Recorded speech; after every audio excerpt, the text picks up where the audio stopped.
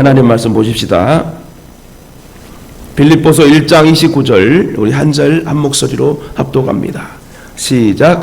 그리스도를 위하여 너희에게 은혜를 주신 것은 다만 그를 믿을 뿐 아니라 또한 그를 위하여 고난도 받게 하려 하심이라. 아멘. 우리 옆에 분과 인사합시다. 사랑하고 축복합니다. 네, 반드시 전도합시다. 예, 벌써 이제 1년의 절반이 지나갔습니다. 여러분 태신자를 품고 기도하고 전도할 계획을 세우고 있는지 이번 연말에 꼭 하나님 앞에 칭찬받고 상급받는 그런 축복의 전도의 삶이 될 수 있도록 여러분 부단히 기도하고 전도하는 그런 삶이 되시길 주님의 이름으로 축원합니다. 오늘 말씀 어떻게 고난을 이길 수 있을까요? 하나님은 오히려 나쁜 것은 복으로 바꿔주시는 분임을 여러분 믿으십니까? 그분은 우리의 능력의 주님이심을 믿으십니까? 우리의 생각과 마음 모든 앞으로의 일들을 주관하시고 해결하여 주심을 여러분 믿으십니까? 다윗은 13년 동안 사울 왕에게 쫓겨다니면서 별의별 공경을 다 겪었습니다. 그런데 마침내 하나님은 그를 이스라엘의 왕으로 세우시고 전무후무한 통치권을 주시며 그의 고난 뒤에 축복의 결과를 안겨주었습니다. 다윗만 그런 것이 아닙니다. 요셉도 마찬가지지요. 자기 형들에게 버림받아 애굽의 종으로 팔려가지요. 그곳에도 억울하게 누명을 쓰고 감옥에 들어갔습니다. 요셉은 그런 와중에서도 하나님을 의지하는 믿음을 가지고 살려고 노력했을 때 하나님 그를 불꽃 같은 눈동자로 지켜주시고 그와 간섭하여 주시며 그에게 애굽의 총리 자리까지 오르게 할 수 있는 귀한 축복의 결과물을 안겨다 주신 분이 우리 하나님이십니다. 그렇다면 저와 여러분의 인생의 고난 속에 함께 하시고 그 고난 뒤에 축복의 결과물을 우리에게도 안겨주실 줄 믿으시면 아멘 하시기 바랍니다. 한 선교사님이 교인 집에 신방을 가서 식사를 하게 되었는데 아주 여러분 그 100 몇십 년 전이죠. 토마스 선교사님 오시고 또 여러 많은 선교사님들이 우리 대한민국에 오셔가지고 복음을 전할 때입니다. 그래서 한 선교사님이 교인 집에 신방을 가서 식사를 하게 되었는데 빨간 고추장이 딸기잼인 줄 알고 빵에다 발라 먹었습니다. 얼마나 매웠겠습니까? 우리도 고추를 그냥 찍어 먹고 고추장을 좀 많이 넣어도 많이 맵지 않겠습니까? 그리고 서양 사람들은 이렇게 매운 걸 잘 못 먹는다고 그래요. 그 선교사님이 고추장을 먹었으니 얼마나 맵고 여러분 입이 아프고 혼났겠습니까? 또 깡패들이 코쟁이라고 돌을 던지며 놀리기도 했습니다. 억울한 일을 많이 당했습니다. 심지어 교인들에게 멸시를 당하며 이 코쟁이야 너희 나라로 가라 이런 일도 있었습니다. 선교사님이 설교를 하고 있는데 저쪽 뒤에 할머니 한 분이 눈물을 절절 흐르고 있는 거예요.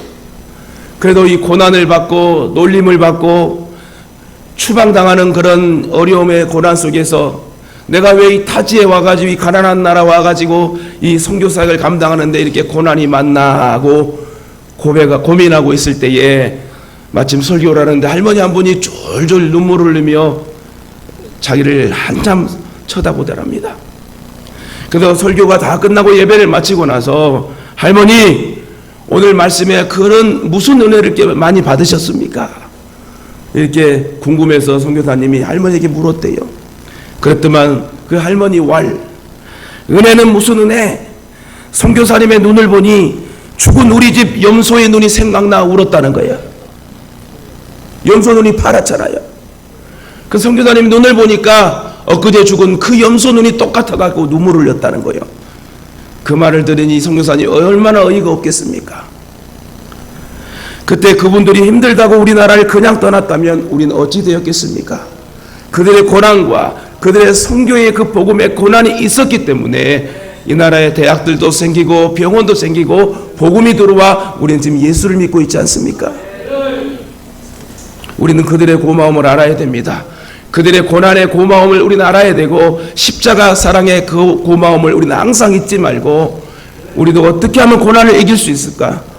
그 고난을 함께하며 결과물을 맞이할 수 있는 또 간증할 수 있는 여러분 인생 되시길 주님의 이름으로 축원합니다. 여러분 사실 세상에 없었으면 좋겠는데 있어서 우리를 힘들게 하는 것들이 참 많죠. 오늘 기도처럼 막 태풍이 오고 폭우 때문에 수많은 이재민들과 실종자들과 사망자가 생기며 하수가 연결되지 않았고 여러분 계속 이 나라가 또 여러분 난리가 아닙니다. 또한 여러분 인도 쪽에서는 홍수가 46년 만에 엄청나게 크게 와가지고 많은 사람들이 죽어가고 있고 또 유럽 쪽에는 폭염 45, 46도에 우리는 지금 오늘 26, 7도의 예배를 드리고 있는데 46, 7도의 폭염 속에서 지금 일사병으로 많은 사람이 죽어가고 있답니다. 지금 지구가 난리가 아니에요. 온도가 계속 올라가고 있고 기후의 변화로 인하여 많은 어려움을 겪고 있습니다. 예를 들면 태풍과 같은 것이 한 번 오면 큰 피해를 일으키죠. 폭우로 홍수가 나고 바람으로 농작물이 쓰러지고 풍랑과 해일로 배가 침몰하기도 합니다. 피해가 이만저만이 아니죠. 그래서 태풍이 오지 않기를 간절히 바라고 오더라도 할 수 있으면 비켜가기를 바랍니다. 그런데 태풍의 또 다른 면도 있죠.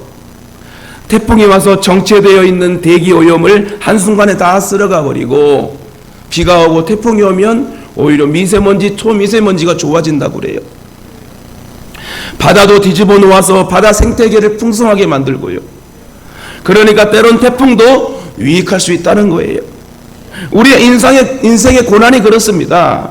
없었으면 좋겠는데 뜻하지 않게 나타나 우리를 힘들게 하지요. 한번 찾아오면 너무 힘들어 많이 울기도 합니다. 때론 그것 때문에 원망하고 불평하기도 하지요. 때론 하나님 앞에 항의하기도 합니다. 그러나 고난의 또 다른 면이 있습니다. 시편 119편 71절의 시인은 이렇게 고백해요. 고난당한 것이 내게 유익이라 이로 인하여 내가 주의 율례를 배우게 되었나이다. 이번에 좀 몸이 아파 보니까 건강의 소중함을 알고 또 이번에 금요일날 제가 은혜를 받았어요. 우리 성도들이 나를 사랑하는구나. 목양실에 나올 때 박수를 쳐주니까 얼마나 좋아하는지 몰라요. 그래도 나는 복된 목사구나, 복 있는 목사구나. 이 귀한 성도들의 기도를 받고 사랑을 받고 사니 얼마나 감사할 일이에요. 여러분 항상 감사하면서 합시다. 절대 저와 여러분 혼자가 아니에요. 하나님이 날 사랑하시고 가족이 함께하고 우리 예수 동행교회 목사님과 성도들이 함께 가족이 되어 이렇게 예배드리며 교회를 세워가는데 하나님께서 힘주시고 능력 주시고 밀어주시고 땡겨주실 줄 믿읍시다. 여러분 시인은 그것이 어떤 고난인지는 밝히고 있지는 않지만 하지만 이 고백은 인생 한복판에서 견디기 힘든 고난을 겪었다는 말이겠지요. 그런데 고난을 겪어보니 오히려 깨달을 수 없는 많은 것을 배우게 되었다고 그는 고백합니다. 특히 하나님의 말씀을 깨닫게 되었다고 시편 기자는 말하고 있습니다. 그러면서 뭐라고 고백하죠? 고난이 나에게 유익이다. 여러분 다 같이 한번 따라합시다. No cross, no crown. 여러분 십자가 없이는 여러분 고난이 없으면 여러분 십자가 영광이 없다는 거지요. 예수님의 십자가의 죽으심이 없었다면 우린 부활의 소망이 없었을 겁니다. 예수님이 우리의 죄를 짊어지시고 십자가의 물가뼈를 쏟으심으로 말미암아 우리는 천국에 들어갈 수 있는 시민권을 획득하게 된 것입니다. 그 귀한 대가의 사랑, 십자가의 사랑, 고난을 통하여서 우리는 소망을 얻게 되고 부활의 기쁨을 여러분 맞이하며 참여할 수 있게 되게 된 것입니다. 십자가 없다면 부활의 영광도 없습니다. 즉 고난이 없다면 상급도 없다는 것입니다. 그래도 고난이 찾아오면 반드시 상급이 있고 뒤에 선물이 있다는 것을 여러분 기억하시기 바랍니다. 그렇습니다. 고난은 없었으면 좋을 것입니다. 그러나 하나님께서 고난을 주시면 그 고난을 잘 견디고 우리는 이겨내야 한다는 거예요. 이는 우리에게 유익이 되기 때문에 여러분 우리에게 어려움이 오고 속상하고 괴로울 때 여러분 이유 없는 고난은 없어요. 분명히 하나님께서 우리를 깨닫게 하시고 우리를 더 다음 단계 축복의 단계를 밟게 하시려고 때론 우리에게 고난을 주심을 여러분 믿으시길 바랍니다. 그러면 어떤 고난이 있는가 한번 살펴봅시다. 우리가 살아가는 동안에 누구나 고난을 만나게 됩니다. 인생 주기를 따라 공통적으로 찾아오는 고난이 있습니다. 그런데 우리 그리스도인에게는 또 남다른 고난이 있죠. 이는 예수 믿기 때문에 찾아오는 고난도 있다는 거예요. 본론으로 들어가. 그러면 우리 그리스도인들에게 찾아오는 고난을 살펴보면, 첫째, 이유를 모르고 겪는 고난이 있다는 거예요. 이유를 모르는 고난. 베드로전서 2장 19절에 보니까 애매히 고난을 받아도 하나님을 생각함으로 슬픔을 참으면 이는 아름다우나라고 말합니다. 이처럼 애매한 고난이 있어요. 이는 그 이유가 무엇인지 정확하게 알 수 없는 상황 속에서 당하는 고난을 말하는 것입니다. 우리가 살다 보면 실제로 이런 고난이 여러분 많이 있게 되죠. IMF 경제위기 때 아무 잘못도 없이 직장에도 정리되고 해고되는 그런 어려움을 겪어대죠. 성실하고 열심히 맡겨진 일에 최선을 다했고 의롭게 바르게 살려고 노력했습니다마는 여러분 퇴직을 당해야 되고 직장을 잃는 그런 어려움의 경계 속에서 정치인들과 경제 책임 담당자들의 판단착오와 실수로 정말 많은 사람들이 감당하기 힘든 고난을 당했습니다. 지금도 여러분 경제 위기라고 그래요. 장사가 안 됩니다. 한 번 사 먹으며 긴축 정책을 하죠. 너무 어려운 시기에 살고 있습니다. 정말 부자는 부자대로, 가난한 자는 가난한 자로 살고 있겠지만 정말 이 모두가 함께 아름답게 연합하여 합력하여 이 경제 위기를 이겨내야 되는데 북한의 도발 위기와 전쟁과 많은 어려움의 세계 정세 속에서 우리는 이 어려움을 지금, 이 고난을 지금 겪으며 살고 있다는 거예요. 여러분, 지난 일이지만 미국의 9.11 테러로 수천 명이 여러분 졸지에 목숨을 잃었습니다. 그 가족들 수만 명이 큰 고통을 겪었지요. 그런데 여러분, 그 비행기가 여러분 빌딩에 부딪혔을 때 그런 일이 있으리라고 어떤 사람이 어떻게 여러분 생각했습니까? 수많은 가족들이 실망을 하고 이런 애매한 고난 속에 울게 되고 아무런 잘못도 없이 감당기 힘든 고난을 당한 것입니다. 이럴 때 우리는 욥에게서 교훈을 배워야 합니다. 욥은 동방의 의인으로 아무런 잘못도 없이 갑작스런 큰 고난을 당하게 되지요. 곁에서 지켜보던 아내가 하도 그 고난이 애매하고 어처구니가 없으니 당신이 그래도 자기의 순전을 믿음을 굳게 지키느뇨, 차라리 하나님을 욕하고 당신도 죽어라 하고 확 떠나버립니다. 얼마나 속상했겠어요. 갑자기 불어닥친 이 고난 속에 자기 부인까지 하나님을 욕하고 너도 죽고 나도 난 떠난다. 얼마나 힘든 망연자실의 상황이었겠습니까? 정말 기가 막힌 상황입니다. 그런 상황에서 욥은 이렇게 말을 하지요. 우리가 하나님께 복을 받았은즉 재앙도 받지 아니하겠느냐. 이 모든 일에 욥이 입술로 범죄치 아니하느니라. 우리는 좀 어려움을 당하면 자꾸 불평하고 원망하고 남의 탓을 합니다.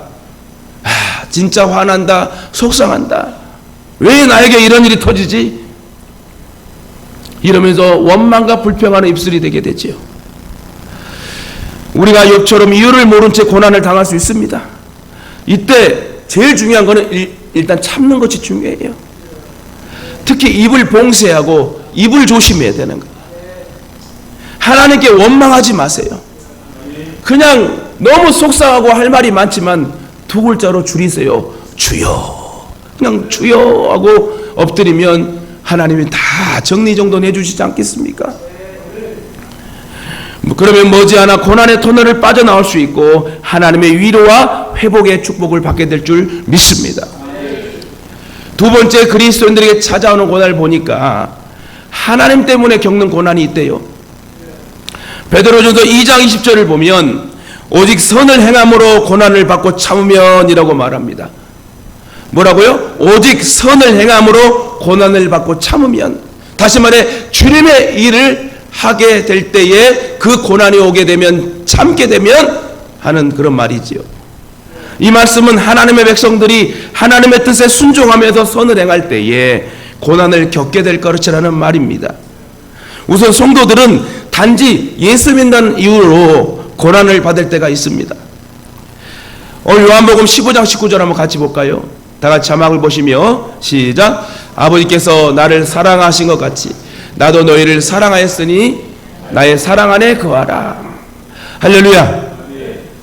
여러분, 우리가 아버지께서 나를 사랑한 것 같이 너희를 사랑하였으니 나의 사랑 안에 거하라. 주님의 사랑 안에 거할 때에 어떠한 고난이 와도 우리는 승하여 이기게 될 줄 믿습니다.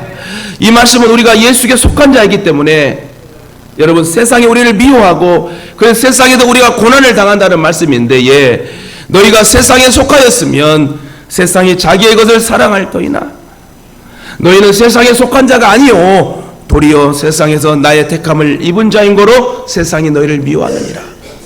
우리는 주님의 사랑 가운데 거합니다. 사랑 가운데 고난도 받게 됩니다. 그래, 여러분, 세상이 우리를 미워해요. 왜요? 하나님을 사랑하니까. 다시 말해, 원수 마귀 사탄은 우리가 예수 믿는 것 자체를 싫어하고 틈만 나면 싸우게 하고 틈만 나면 은혜 떨어지게 하고 틈만 나면 아멘도 못하게 하고. 여러분, 디모데후서 3장 12절에 이럽니다. 무릇 그리스도 예수 안에서 경건하게 살고자 하는 자는 핍박을 받으리라. 여러분, 줄을 잘 서야 돼요. 은혜 받는 사람 앞에, 은혜 받는 사람과 함께, 성령 충만한 사람과 함께 지낼 때 같이 잘 되는 거예요. 절대 안 되는 사람, 망하는 사람하고 같이 하지 마세요. 잘 되는 사람 앞에 서 있으면 여러분 콩고물에 얻어 먹을 수 있어. 정말 중요합니다. 은혜 받는 사람이 돼야 되고 은혜 받는 사람과 만나야 되고 성령의 충만함을 유지할 때 여러분 그 고난도 후딱 지나가고 아름다운 결과물을 우리에게 허락할 줄 믿습니다. 이 죄악으로 가득 찬 세상에서 경건하게 살려고 할 때 그 자체가 고난이 된다는 것입니다. 마치 물살을 거슬러 오르는 연어가 처절한 고난을 겪는 것처럼. 여러분, 연어 좋아하세요? 연어를 몰라요? 비싸서 못 먹는 거죠? 그렇게 물어볼 거랬는데 처음부터 괜히 돌렸네. 여러분, 연어가 왜 맛있을까요? 여러분, 연어는 TV에 보면 동물의 왕국 보십니까? 연어도 못 보고 동물의 왕국도 안 보고 연어가 어떻게 생긴지도 모르겠네요. 여러분, 저는 보면은 TV에 보게 되면 연어가 이 하류에서 중류 상류로 막 꼬끌로 올라갔잖아요. 산란하기 위해서. 얼마나 힘들겠어요. 에? 하류에서 중류 상류로 막 물살이 막 밑으로 떨어지는데 밑으로 떨어지는 물살을 이기며 펄쩍펄쩍 뛰며 점프하며 그 생명을 산란하기 위해서 노력을 하는데 그것도 힘든데 뭐가 나타나죠? 뭐가 나타나요? 사냥꾼이요. 맞아, 사냥꾼 나타납니다. 또 사냥꾼이 있어요. 뭐 또 곰탱이가 나타나. 곰이 나타나가지고 펄쩍 뛰는 이 연어를 팍 잡아가지고 뭐. 그러면서 많은 연어들이 뭐라고 생각하겠어요? 아이고, 안 그래도 힘들어 죽겠구만. 저 곰이 나타나가지고. 그럼 그 곰을 피하기 위해서 이쪽에서 이쪽으로 옮겨가면서 더 힘든 과정을 펄쩍펄쩍 뛰어야 되지 않겠습니까? 그래서 연어살이 맛있다고 그래요. 얼마나 힘들게 상상을 해보세요. 얼마나 힘들겠어요. 엎친 데 덮친다고 이 고난에 더 힘든 그런 공격하는 맹수들이, 나를 잡아먹으려고 하는 이 맹수들이 여러분 깨어 있어야 돼요. 원수 마귀에게 대적하여 이기려면 깨어 있어야 됩니다. 우리의 인생 그냥 되는 것이 아니에요. 이 고난을 하나님이 함께 해주시고 하나님이 도와주셔야 우리는 살 수 있다는 거예요. 하루에 수십 번이라도 이렇게 고백했어요. 하나님 감사해요. 하나님 은혜로 삽니다. 하나님 도와주세요. 이 귀한 상황을 지나가도록 도와주세요. 이 어려움을 빨리 지나도록 이겨낼 수 있도록 도와주세요.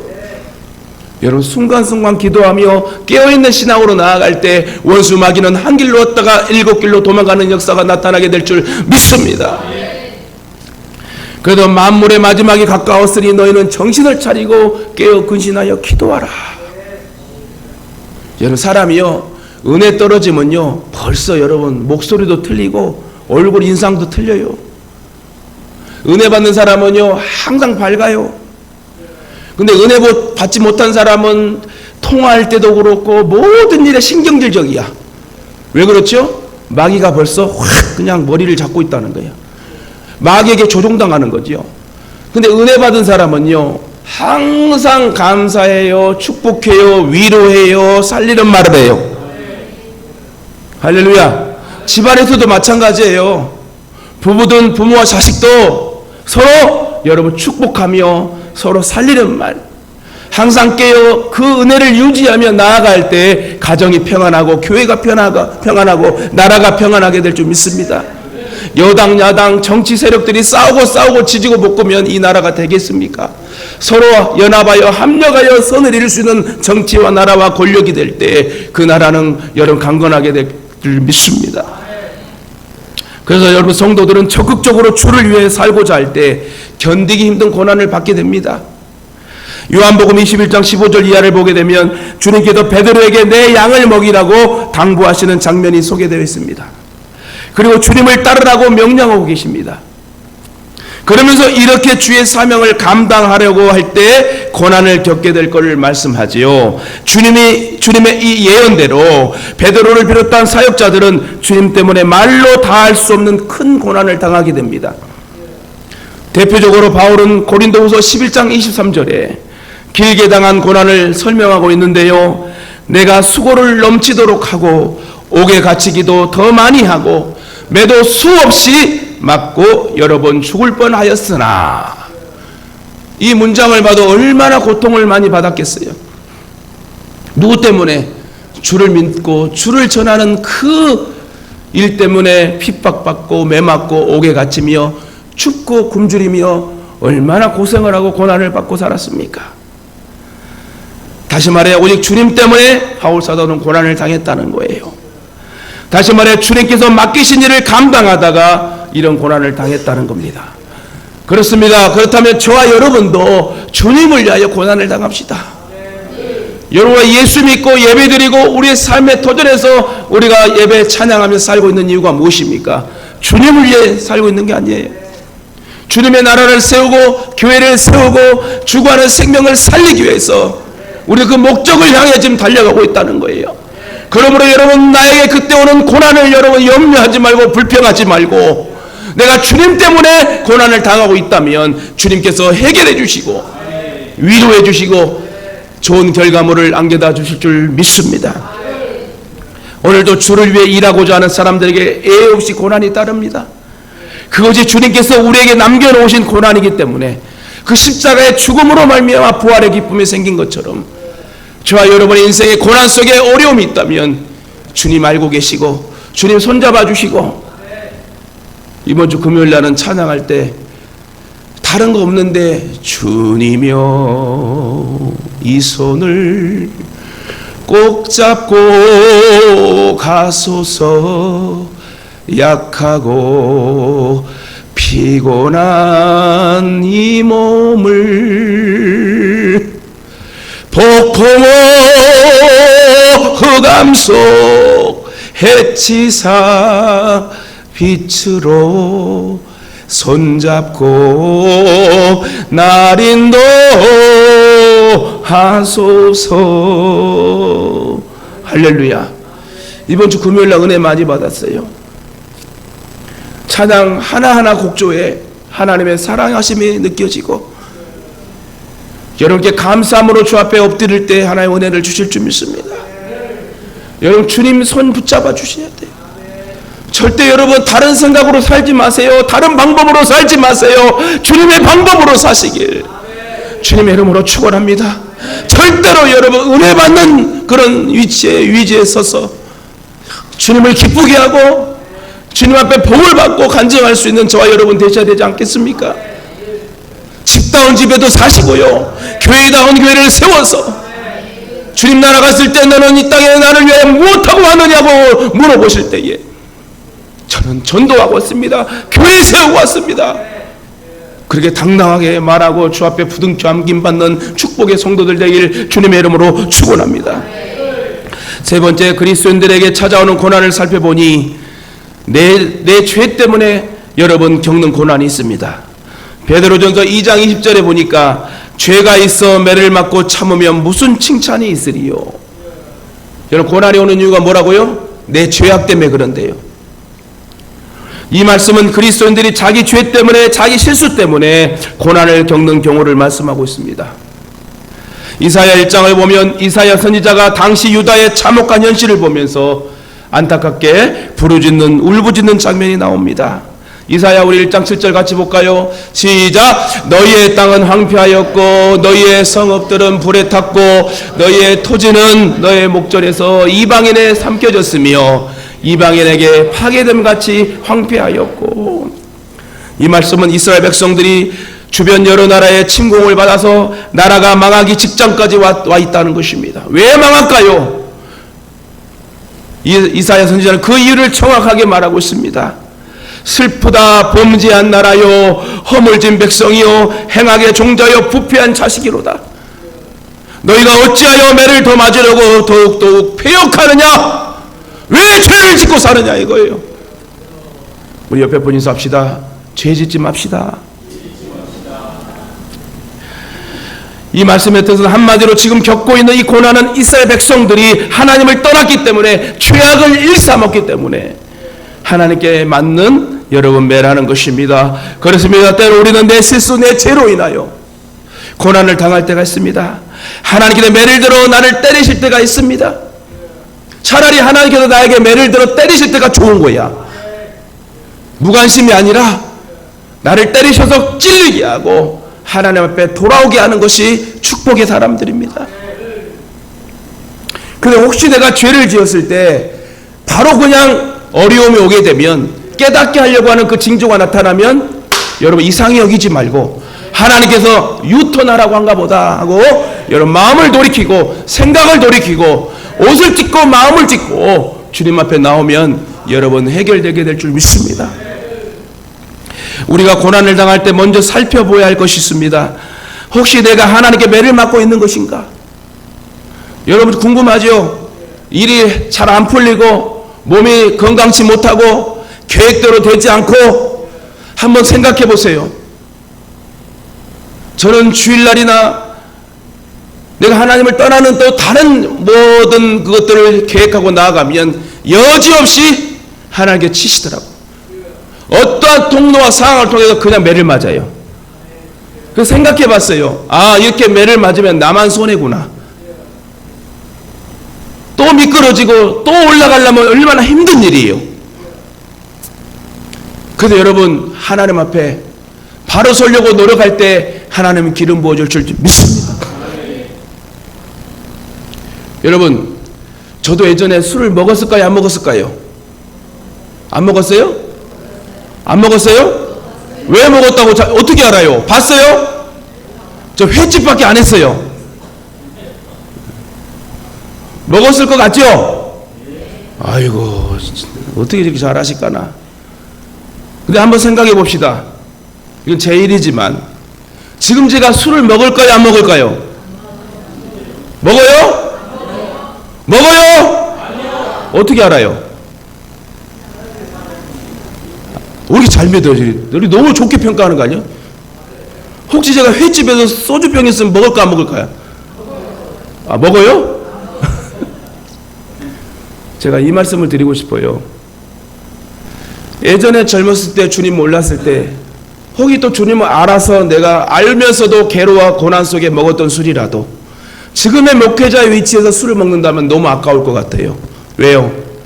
몇십 년을 참고 하나님 앞에 열심을 붙들고 부흥하기 위하여 성도들과 기도하며 나아가는 이 위치에서 그 내 괴로움과 고난 속에 술 한 잔 먹어버리면 그렇게 아끼고 지켰던 내 모든 그것이 너무 아깝지 않겠습니까?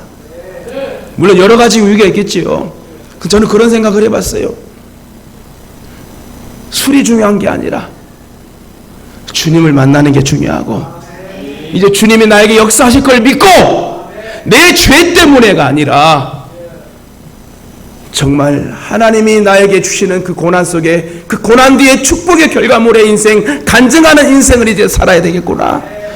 내 연약함의 죄악과 그 연약함 때문에 오는 고난이 아니라 이제는 주님이 나에게 쓰시려고 그 다음 단계의 축복을 주시려고 나에게 고난을 주심을 그렇게 여러분 믿고 나아가는 인생이 되어야 될 줄 믿습니다. 그러므로 저와 여러분의 죄 때문에 이제 고난이 오지 않도록 그 죄를 멀리하고 그 죄를 회개하고 알면서 죄 짓지 맙시다. 알면서 하나님 마음 아프게 하지 맙시다.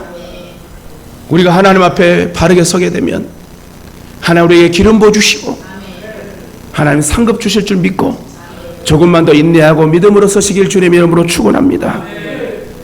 그러면 어떻게 고난을 이길 수 있을까요? 먼저 기도해야 고난을 이길 수 있답니다. 따라합시다. 기도해야 고난을 이길 수 있습니다. 야고보 5장 13절을 보니까 너희 중에 고난당하는 자가 있느냐? 저는 기도할 것이요. 즉 고난당하는 사람들은 기도해야 한다는 거예요. 왜 기도하라고 하셨을까요? 우리 힘으로는 견디기 어렵기 때문에 그래요. 자식도 마찬가지예요. 모든 삶도 누구가 아니라 내가 기도 부족하고 내가 더 열심을 품고 섬기지 못하고 사랑하지 못했기 때문에 누구 탓하겠습니까? 그러나 지금도 늦지 않았습니다. 하나님의 자녀들이니 하나님의 것들이니 하나님께 맡기고 나아갈 때 기도하며 나아갈 때 그 기도 소리를 듣고 하나님 우리에게 역사할지 믿습니다. 우리 힘으로는 견디기 어렵기 때문에 나 혼자서는 고난의 한복판에서 원망할 수밖에 없고 이길 수 없기 때문에 우리는 어떻게 해야 됩니까? 기도해야 된다는 거예요. 나 혼자서는 고난에 넘어져 그 고난 때문에 멸망당할 수밖에 없기 때문에 그러면 무엇을 기도해야 할까요? 인간적으로 빨리 고난이 지나가게 해달라고 기도할 수밖에 없겠죠. 지금의 어려운 이 고난을 빨리 넘어갈 수 있도록 기도해야 되겠죠. 그러나 이보다 더 중요한 기도가 있습니다. 우선 주님의 능력을 달라고 기도해야 돼. 주님께서 제자들에게 말씀하시길 성령이 너에게 임하시면 너희가 권능을 받고 뭐라고요? 성령이 너희에게 임하시면 권능을 받고. 여러분 성령의 충만함으로 살아야 돼요. 하나님의 백성들은요 하나님이 주신 신과 능력으로 살아가야 되고 예수 그리스도의 이름으로 살아가야 된다는 거예요. 그리야 할 때 만날 자를 만나게 하시고 하나님의 망할 것도 성하게 하시고 하나님의 영광을 돌리게 하신다는 거예요. 멍하니 살지 마세요. 저도 지금 목이 막 잠기고 코도 막히고 냄새도 못 맡고 얼마나 답답한지 몰라요. 이걸 한 글자로 멍한 것 같다. 여러분 멍한 것이 좋은가요? 아니요. 뻥 뚫리는 것이 중요한 거예요. 뻥 뚫려요. 할렐루야. 이렇게 멍한 목소리 좋아요? 뻥 뚫리는 목소리가 좋잖아요. 그리고 멍하게 살지 마세요. 뻥 뚫리는 성령 충만한 삶을 사시기 바랍니다. 자꾸 아프고 자꾸 꼬이고 자꾸 불화가 일어나고 자꾸 싸움이 일어나고 자꾸 속상한 일만 일어난다면 나를 돌아봐야 된다는 거예요. 나를 돌아보면 어떻게 해야 됩니까? 그 자리에서 기도하자는 거예요. 늦지 않았어요, 여러분. 다시 성경을 읽고 다시 찬양을 하며 하나님 앞에 엎드려 기도하면 하나님이 은혜를 주실 줄 믿습니다. 다음으로 어떻게 고난을 이길 수 있을까요? 즐거워해야 고난을 이길 수 있대요. 베드로전서 4장 13절 봅시다.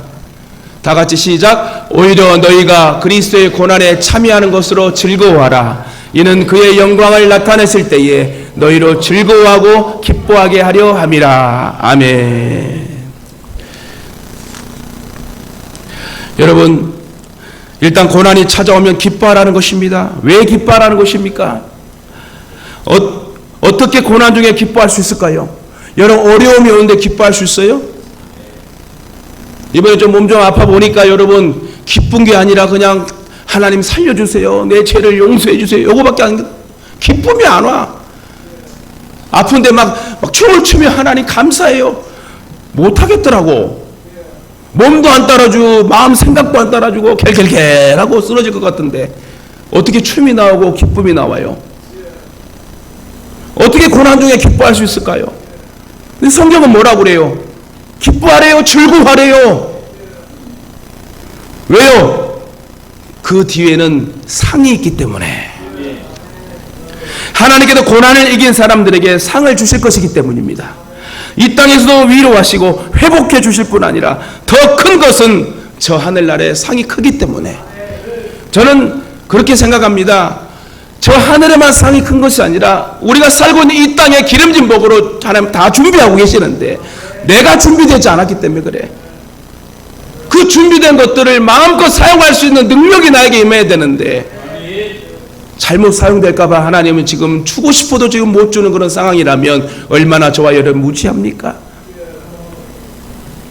마지막으로 어떻게 고난을 이길 수 있을까요? 참고 견디고 기다려야 된다는 거예요. 주님께서 십자가의 고난을 당하셨습니다. 그러면서 뭐라고 하셨죠? 십자가상에서 마지막으로 다 이루었도다. 이 말씀은 주님께 여러분 주어진 고난을 남김없이 다 받으셨다, 완성하셨다. 즉 그 고난을 끝까지 잘 견디셨다. 마태복음 24장 13절에 보면 그러나 끝까지 견디는 자는 구원을 얻으리라. 저와 여러분이 끝까지 견뎌서 구원을 받아야 됩니다. 고난을 끝까지 견딜 때 구원을 얻으며 영광도 받게 될 것이라는 말씀입니다. 그렇습니다. 고난을 끝까지 참고 견디면 긴 고난의 터널을 빠져나오게 될 것입니다. 그리고 큰 기쁨을 맛보게 될 것입니다. 이를 악물고 고난을 견디시길 바랍니다. 그러면 반드시 그 고난은 지나가고 복된 순간이 찾아올 줄 믿습니다. 고난을 끝까지 참고 견디시길 바랍니다. 특히 우리가 고난이 다가올 때 주님처럼 온 몸과 마음으로 온 열정으로 견디고 이겨낼 수 있기를 주님의 이름으로 축원합니다. 말씀 맺겠습니다. 고난이 없으면 상도 없대요. 우리가 예수 믿으면 구원받고 저 하늘에 가긴 하겠지요. 그러나 저 하늘에서 받은 상은 어떤 고난을 어떻게 이겼느냐에 따라 주어진다는 것입니다. 우리가 그 상을 바라보면 고난 중에 기뻐할 줄 믿습니다. 우리 두 눈에 목격되면 기쁠 것입니다. 올 때 예배 끝나고 집에 돌아가면 한 3천만 원이 너무 작은가? 3억이나 30억이 딱 집에 있다면 예배 끝나고 30억 있으면 오늘 1억만 써야지. 말도 안 되는 비유지만 우리가 저 하늘나라에 가면 큰 상급으로 준비되고 예비된다는 걸 잊지 마시고, 그렇다면 이 땅에서도 정말 기름진 복을 주시고 여러분 행복하게 기쁨으로 살 수 있는 주의 성도들이 되게 할 줄 믿습니다. 그러니까 여러분 제발 눈앞에 환경에 보이는 것만 보고 실망하지 말고 좌절하지 마시고 더 멀리 저 하나님을 바라보십시다. 꿈을 가집시다. 목적을 가지고 주님 앞에 나아갈 때 하나님 그 목적을 이루시고 꿈을 이루게 될 줄 믿습니다. 저 천국에서 여러분을 기다리고 있는 상을 보시길 바랍니다. 그러면 기뻐할 수 있습니다. 오늘 본문을 보면 주님께서 우리에게 은혜를 베풀어 주신 것은 주님을 믿게 할 뿐만 아니라 주님을 위해 고난도 받게 하려고 은혜를 주셨다는 거예요. 그렇기 때문에 고난을 받을 때 여러분 기쁨으로 즐거워하며 기도하며 이 고난을 이겨내시길 주님의 이름으로 축원합니다. 여러분 십자가의 그 고통, 그 고난을 통하여 부활의 영광의 기쁨이, 소망이 우리에게 안겨진 것처럼 여러분 조금만 인내하고 조금만 더 기도하며 이 고난을 잘 통과하여 축복의 결과물을 맞이하며 나눌 수 있는 주의 성도들 되시길 주님의 이름으로 축원합니다.